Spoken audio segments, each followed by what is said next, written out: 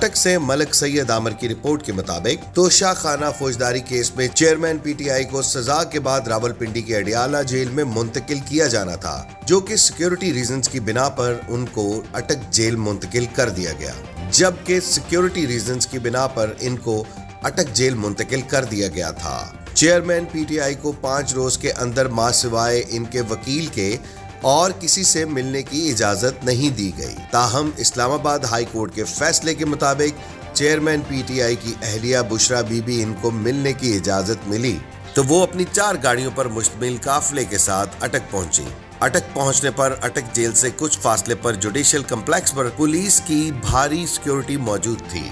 Security ने बुशरा बीबी के 4 गाड़ियों पर मुश्तमिल काफिले को रोक लिया और तकरीबन आध घंटे के बाद इनको जेल की तरफ रवाना कर दिया गया। मीडिया के हवाले से अगर बात की जाए तो जेल से 500 मीटर की दूरी पर मीडिया को पंजाब पुलिस की जानिब से कवरेज से रोक दिया गया है। ताहम बुशरा बीबी अपने काफिले के हमरा जेल के अंदर पहुंच चुकी हैं।